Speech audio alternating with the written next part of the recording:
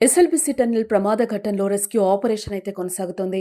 16వ రోజు rescue operation ముమ్మరంగా సాగుతోంది. ఫిబ్రవరి 22న ప్రమాదం జరగ్గా అందులో 8 మంది చిక్కుకుపోయారు.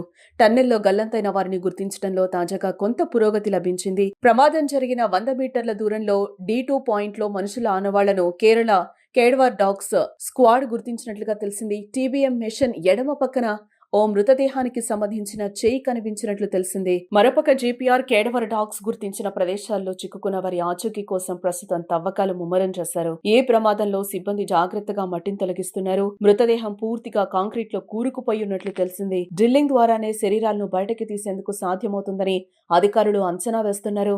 ఈ రెస్క్యూ ఆపరేషన్ లో 130 మంది నిపుణుల బృందం పాల్గొంది. ఇక ఎస్ఎల్బీసీ ప్రమాద స్థలం వద్ద సహాయక చర్యలపై ఉత్తమ్ కుమార్ రెడ్డి నిన్న సమీక్ష నిర్వహించారు. టన్నెల్ మొత్తం పొడవు 14 కిలోమీటర్ల కాగా 13.950 మీటర్ల వరకు క్లియర్ గా ఉందన్నారు. 0 పాయింట్ వద్ద చివరి 50 మీటర్లు సంక్లిష్టంగా ఉందని చెప్పారు.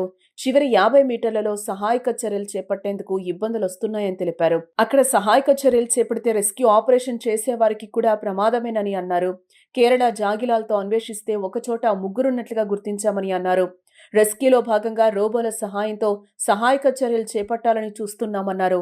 ఈ నెల 11న ముఖ్యమంత్రి స్థాయిలో మరోసారి ప్రమాద ఘటన సహాయక చర్యలపై రివ్యూ ఉంటుందని చెప్పారు. ఆచూకీ తెలియకుండా పోయిన వారి కుటుంబాలను ఆదుకుంటామని మంత్రి ఉత్తమ్ హామీనిచ్చారు. ఇక మరోపక్క టీబీఎం ముందు భాగంలో దుర్వాసన వస్తుందని చెప్తున్నారు. దీంతో కార్మికులు ఇదే చోట ఉండొచ్చని అనుమానం అయితే వ్యక్తం చేస్తున్నారు. టన్నెల్లో జేసీబీని ఉపయోగిస్తున్నాయి రెస్క్యూ బృందాలు. ఇక అటు ఎస్ఎల్బీసీ టన్నెల్లో ముక్కలు ముక్కలుగా టీబీఎం మిషన్ వస్తోంది. మిషన్ను కట్టర్తో కట్ చేశాయి రెస్క్యూ టీమ్స్. మిషన్ పార్ట్లను సహాయకులు బయటకు పంపిస్తున్నారు.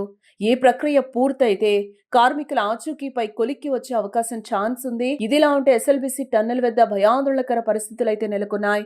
ఇప్పటికే టన్నెల్లో చిక్కుకున్న వారి కోసం 12 రెస్క్యూ టీంలు శ్రమిస్తున్నాయి. దాదాపుగా 1500 టన్నుల బరువు, 150 మీటర్ల పొడవున్న టన్నెల్ను తవ్వితే మట్టి రాళ్లు పడే ప్రమాదం ఉందని రెస్క్యూ టీంలు అంచనా వేస్తున్నాయి. ఇక పూర్తి స్థాయిలో టన్నెల్లో చిక్కుకున్న వారి ఆచూకీ లభ్యం కావాలంటే మరో 2 రోజులు టైం పట్టే ఛాన్స్ కనిపిస్తోంది.